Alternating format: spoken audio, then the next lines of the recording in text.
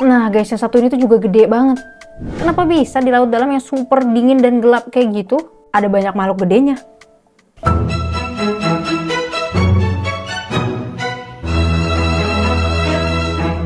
Hai sih gengs, welcome to Marinasi.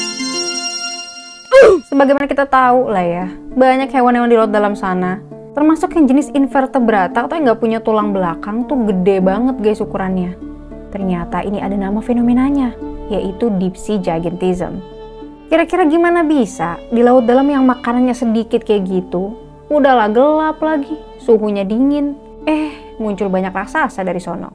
Ya udah, tanpa berlama-lama langsung aja kita cari paham ke pembahasannya.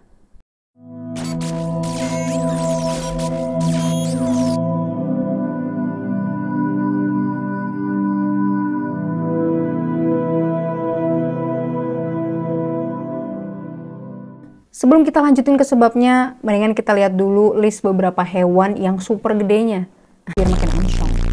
Yang pertama, ini ada cumi-cumi kolosal guys. Panjangnya aja bisa sampai 14 meter. Dan beratnya jangan ngadi-ngadi, itu sampai 600 kg. Yang kedua, kamu pernah denger nggak ukuran spons laut yang seperti minivan atau mobil kecil? Ada loh yang bisa tumbuh sampai 3,7 meter kali 2,1 meter. Lanjut ke yang ketiga, ini ada hiu Greenland.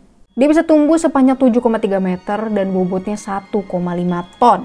Ini lebih berat dari masalah hidup kau nih. Cuma pertumbuhan dia itu lambat dan bisa berumur ratusan tahun. Nah, sekarang kita lanjut ke pembahasan, kenapa deep sea gigantism ini bisa terjadi?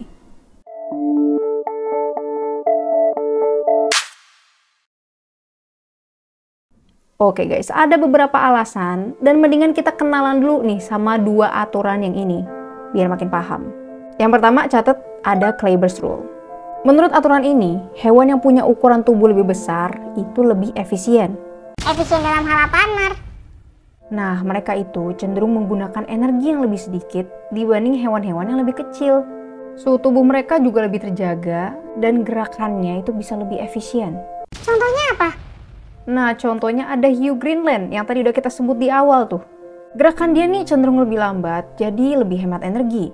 Contoh lainnya juga ada laba-laba Arktik raksasa yang ternyata bisa lebih hemat oksigen. Itu aturan yang pertama. Catat lagi aturan yang kedua. Yang kedua ada Bergmann's Rule.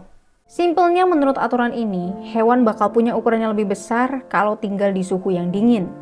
Fungsinya itu biar tetap hangat dan bisa nyimpan energi lebih banyak.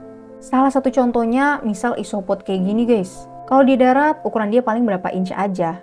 Tapi kalau di perairan dingin, bisa segede gini. Apa nggak amsyong kita ngelihatnya? Tapi perlu diingat guys, kalau kedua aturan ini tuh belum bisa dianggap pasti ataupun absolut. Karena masih butuh pengamatan lebih, belum sempurna dan masih ada pengecualian. Misalnya nggak semua hewan di lingkungan dingin tuh pasti gede, dan sebaliknya, nggak semua hewan yang di lingkungan hangat itu pasti kecil. Oke, ada alasan satu, alasan dua. Nah, alasan yang ketiga, ini adalah karena lingkungan dan juga predator. Menurut jurnal yang satu ini, makanan di laut dalam itu terbatas. Jadi, ukuran tubuh yang besar itu lebih menguntungkan dibanding yang kecil. Karena mereka bisa makan lebih banyak dan pergerakannya lebih jauh.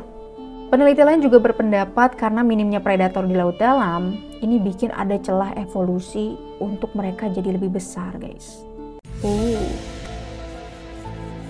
Tapi emang laut dalam ini misterius banget guys, dan masih perlu eksplorasi lebih jauh lagi. Shoutout sih buat para peneliti yang udah kerja keras selama ini. Oke guys, itu dia untuk video hari ini. Gimana menurut kamu? Kalau misalnya ada tambahan informasi ataupun diskusi, langsung aja tulisin di komen. Jangan lupa like dan subscribe biar aku makin semangat bikin videonya. Request bahasan lain langsung aja tulisin di komen juga ya guys ya. This is Marinasi, and as always, bye bye.